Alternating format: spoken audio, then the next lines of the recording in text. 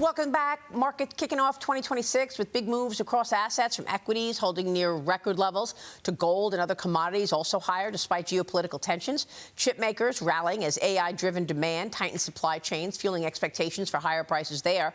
And we want to look ahead to 2026 to suss out what looks like the best long-term investments in a volatile environment if we get one. Joining us right now to talk more about that is the Chief Investment Officer of Citi Wealth, Kate Moore. Kate, great to see you. Great to see you. Happy January. Yeah, you too. Happy New Year. So give us the backdrop first in terms of some of the macro issues that you're looking at as you decide how to allocate capital and recommend. Yeah, so a big thing I want to say, Maria, is that instead of giving a full year outlook, which we think can be very, very challenging, we're really focusing on, investing for the next quarter or the next 2 quarters. And so right now we have a very constructive view. I heard you guys talking about this a moment ago on the macroeconomy. We're seeing not just in the U.S., but elsewhere, benefits from monetary stimulus that came through the course of 2025, as well as what we expect will be targeted fiscal stimulus.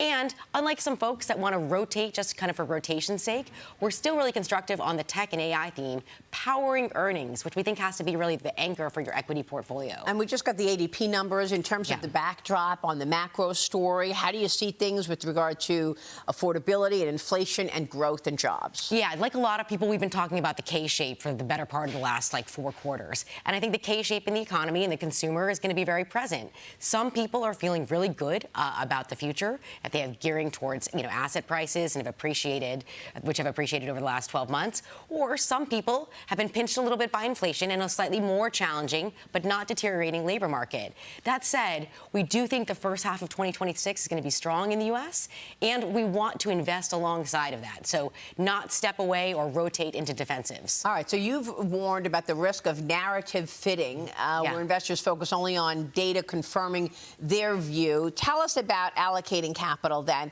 And are you talking about across equities, or are you also looking at commodities and some things like hard assets, which, of course, have been rallying recently? Yeah, totally, Maria. So I've been fixated with this idea of narrative fitting a little bit because people decide what the story is and then they cherry pick the data to really kind of fit their story. What we really are trying to do is look at the broad, dashboard of all types of data, sentiment, technicals, fundamentals, and all of it is looking really quite positive. But you mentioned this, we're kind of constructive on equities, of course. We like U.S. equities. We've had a strong position in Chinese and emerging Asia, actually also because of our tech views. But we have been looking upstream and downstream across the tech spectrum, and we continue to like gold in the portfolio. So we're looking also at industrial metals as well as precious to really fit the whole portfolio. So yesterday, nickel had a really good day, and we also saw strength in gold and silver. Are you spread out across commodities or just looking at just gold, as you just mentioned? I mean, gold has a significant portfolio anchor for us, both because of our views on duration, which we're not as constructive on, and because we think it's a nice ballast to our overweight in equities.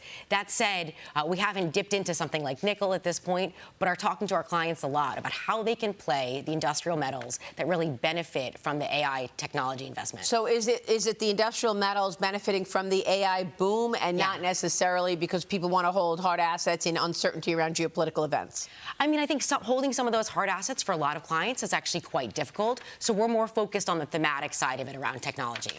What's your take on the Fed and the affordability push in terms of the Federal Reserve's moves on interest rates? Yeah, so the Fed did, a significant amount of easing we see in the second half of 2025. We're going to see a lot of that play out in the economy over the first half of 2026. We have to remember that cuts in interest rates work with a sometimes long and variable lag, but we're expecting to see those dividends kind of pay off in the first part of this year. That will certainly help affordability, we think, and we think it'll be very positive for overall consumer activity.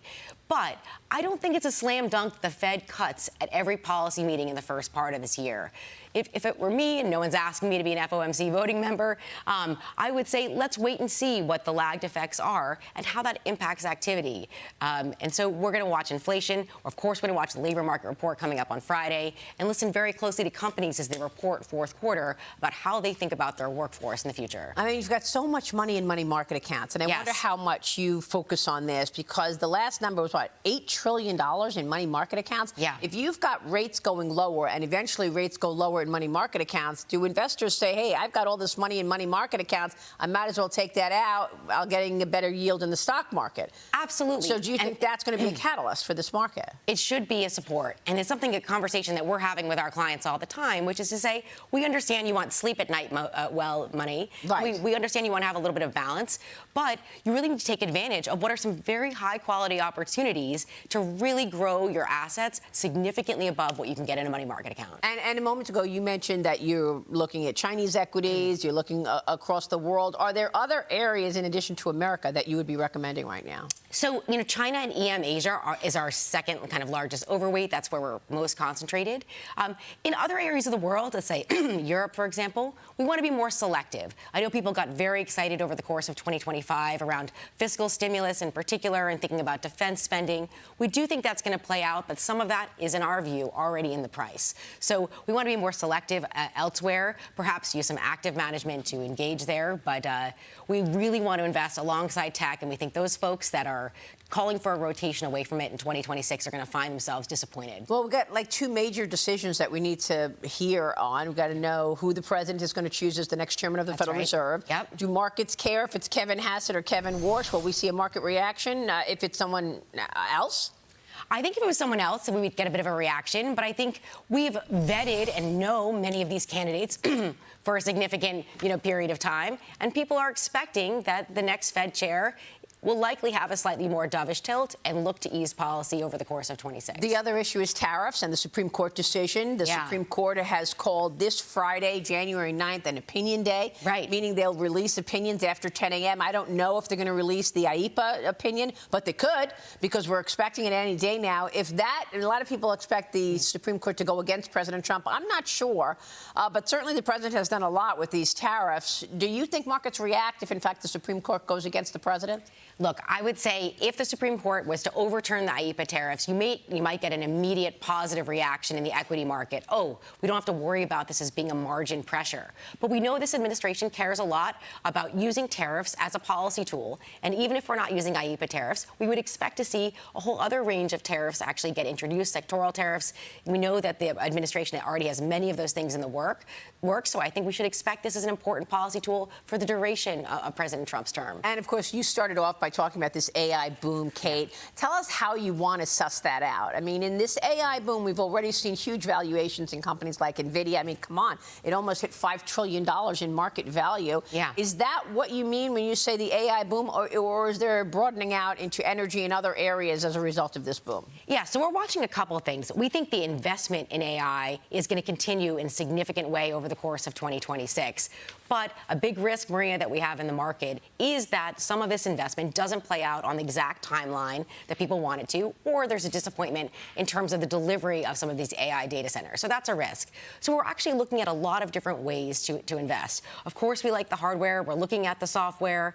And we're also paying very close attention, frankly, to how companies across all industries are employing AI tools to really drive their bottom line. That's where I'm most excited, I think, in the equity market this year. Great. Kate, it's great to have you this morning. Thank you so much. Awesome to see you, Maria. We'll be watching your work at Citi. Kate Moore, we will be hearing from the Energy Department in moments. President Trump's historic action on Venezuelan oil reserves. We're going to take you to the Goldman Sachs Energy Conference next. Stay with us.